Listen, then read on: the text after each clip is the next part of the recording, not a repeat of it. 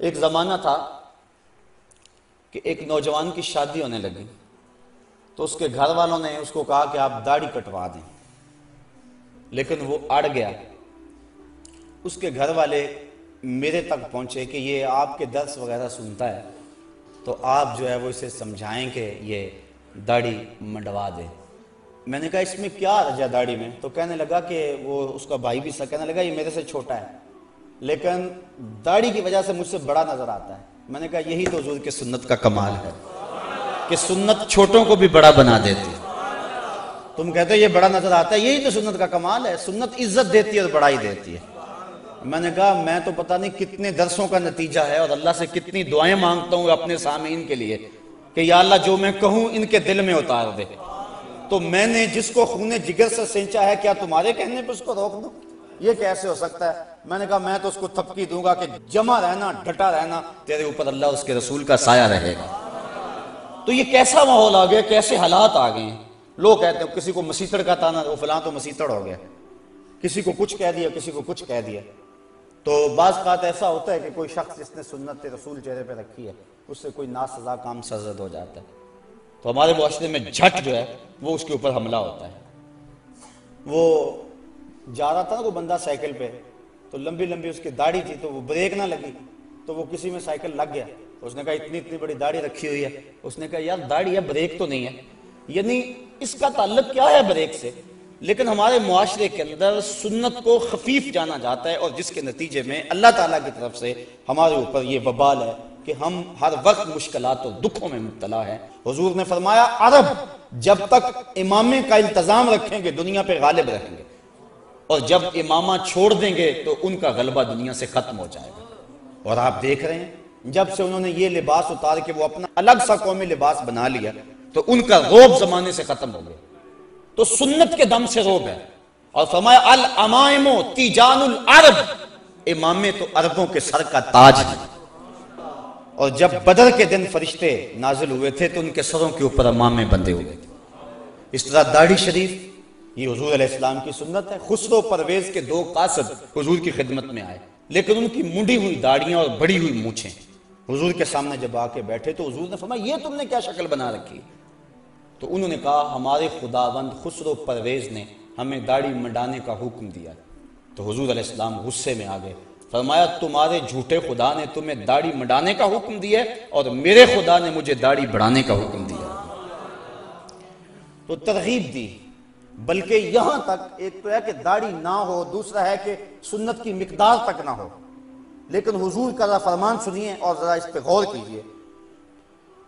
ایک تو داڑھی رکھنا سنت ہے، دوسرا کم از کم مٹھی بھر، اور تیسری سنت یہ ہے کہ داڑھی کا استرسال، یعنی داڑھی کو لپیٹا نہ جائے، اس کے اندر مینڈیاں نہ بنائی جائیں جس طرح کہ کفار موتی پر ہوتے تھے، یا اس کو تو دے کر بالکل اس انداز سے اس کی سیٹنگ کی جائے کہ چھوٹی نظر آئے۔ اس کو کہتے ہیں اقد لحیہ۔ اور یہ بھی جو حضور نے ارشاد فرمایا من عقد لحیتہ انا محمدا بریء منہ، فرمایا جس نے اپنی داڑھی کو عقد کیا، داڑھی کو گانٹھیں دی، اس کو تو دیے، فرمایا میری خبر پہنچا دو کہ اس سے محمد بیزار ہے۔ تو نہ صرف یہ کہ اس نے داڑھی رکھی ہوئی ہے اور ہے بھی وہ مقدار سنت کے مطابق، لیکن اس کو تو دیتا ہے، تو حضور نے بیزاری کا اظہار کیا۔ اور جو حضور کی سنت کو ہی قطع کرتا ہے اور زبان سے وہ دعویٰ کرے کہ میں عاشق کے رسول ہوں، تو یہ کس طرح اس کے دعوے کو قبول کیا جائے گا؟ مرزا قتیل دہلی کا بہت بڑا شاعر تھا اور فارسی اس دور میں قومی زبان تھی، بعد میں ریختی آئی، پھر اردو۔ ایران کا کوئی شخص تھا جس نے مرزا قتیل کے اشعار پڑھے تو بڑا خوش ہوا، دل میں ارماں جاگا کہ میں اس کی زیارت کر کے آؤں کہ وہ بڑا صوفی مزاج کوئی بزرگ ہے، کیونکہ شعروں کے اندر جو مضامین تھے وہ صوفیانہ تھے۔ وہ سفر کر کے جب پہنچا، گھر کے دروازے کو دستک دی، انہوں نے کہا کہ مرزا صاحب حمام پہ گئے ہیں، تو وہ پیچھے حمام پہ چلا گیا۔ تو وہ حجام کے سامنے بیٹھ کے اپنی داڑھی کٹوا رہا تھا، منڈوا رہا تھا۔ اس کے ذہن میں کوئی اور نقشہ تھا، کوئی اور تصور تھا۔ جب اس نے اس حال میں دیکھا تو کہنے لگا مرزا یہ کیا کر رہے ہو، داڑھی تراش رہے؟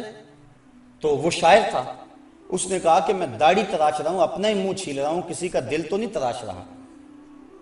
تو اس نے کہا کہ یہ تو سمجھتا ہے میں کسی کا دل نہیں تراش رہا، یہ تو حضور کا دل تراش رہا ہے، یہ تو حضور کو تکلیف پہنچا رہا ہے۔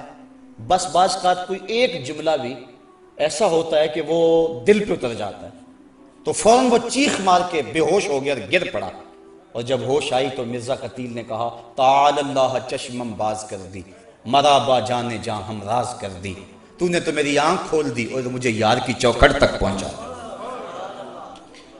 تو سنت کا اتباع، اور یہ صرف داڑھی میں ہی نہیں ہے، صرف امام میں بھی نہیں، یہ لباس کی سنت ہے۔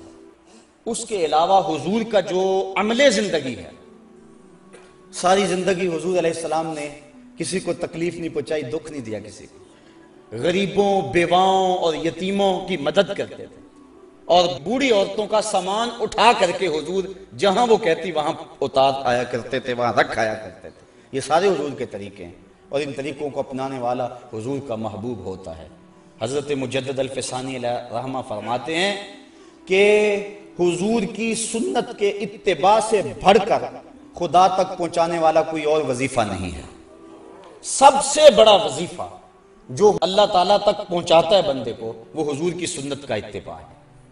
اس لیے حضرت خواجہ بزرگ شاہ نقشبند بخاری علیہ رحمہ آپ فرماتے ہیں کہ ہمارا کام سنت کا احیاء کرنا ہے اور شریعت کو رواج دینا ہے۔ ہم دنیا کے اوپر پیری مریدی کے لیے نہیں آئے ہیں، ہم تو اللہ اور اس کے محبوب علیہ السلام کے نظام کو رائج کرنے اور حضور کی سنت کو عام کرنے کے لیے آئے ہیں۔ تو حضور کی سنت کا اتباع ہر معاملے میں اور ہر حال میں یہ ہمارے اوپر ایک تو لازم ہے۔ اور آج جس معاشرے میں ہم جی رہے ہیں، یہاں سنت کی تو پرواہ نہیں کی جاتی، سنت کیا فرضوں کی پرواہ نہیں کی جاتی۔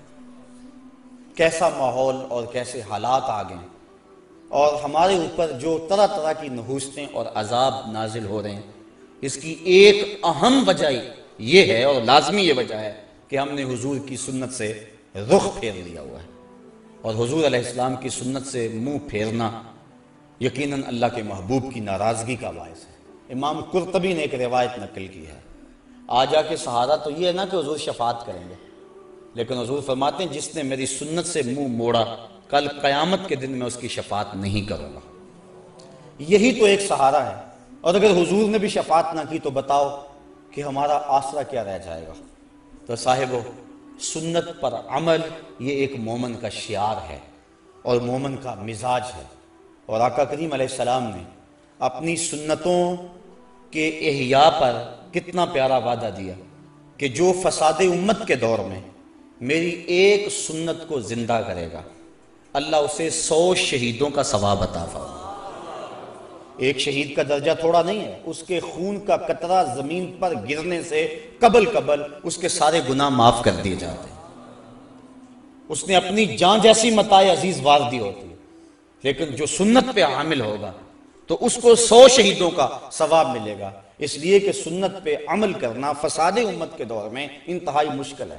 نفس روکتا ہے، معاشرہ روکتا ہے، گھر والے روکتے ہیں۔